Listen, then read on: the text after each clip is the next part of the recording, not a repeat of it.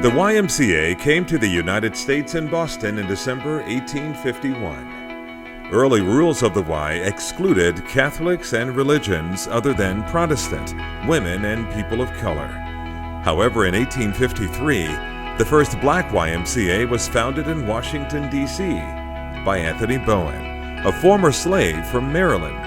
It was the first non-church black institution in America, predating Lincoln University in Oxford, Pennsylvania by a year.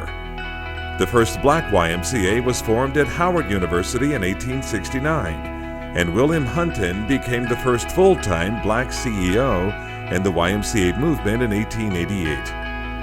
Then, in 1894, the historic Butler Street YMCA was founded in Atlanta. Often referred to as the Black City Hall of Atlanta, early activities revolved around prayer and song, but eventually it became the hub of civil rights activity.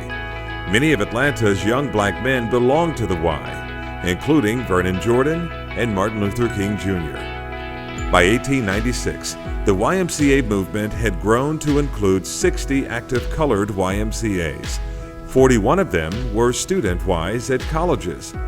With the growth and progress of the colored YMCAs, the first conference of black CEOs was held in 1900.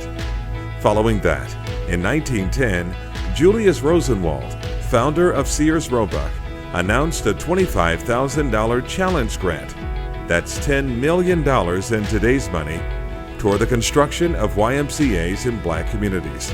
25 YMCAs were built in 23 cities and played important roles in the struggle for civil rights.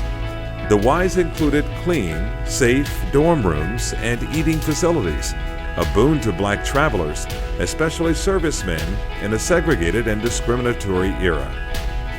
In 1915, historian and Ph.D.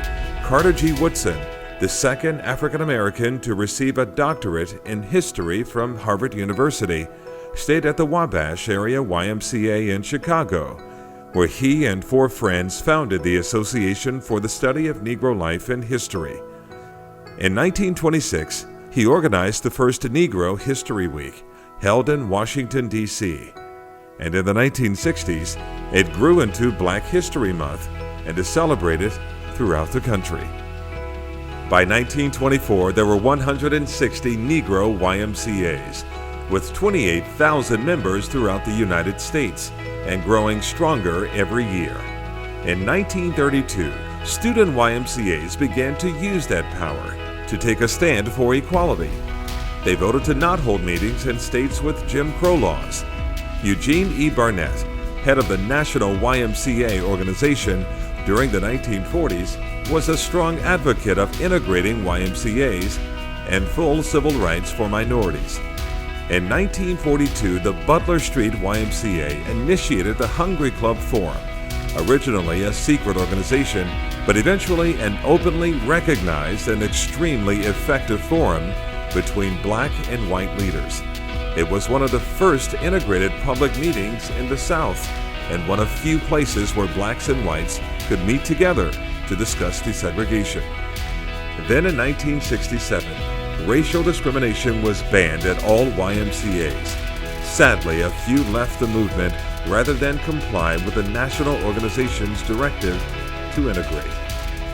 Since that time, the Y has continued to support African American leaders and their involvement in the civil rights movement through our mission work. Major milestones made by African American leaders have impacted the Y movement in transformative ways, allowing the YMCA to establish a rich history of honoring African American leaders within the YMCA and the civil rights movement, like Martin Luther King Jr., Thurgood Marshall, Diane Nash, Dorothy Height, Andrew Young, and many others.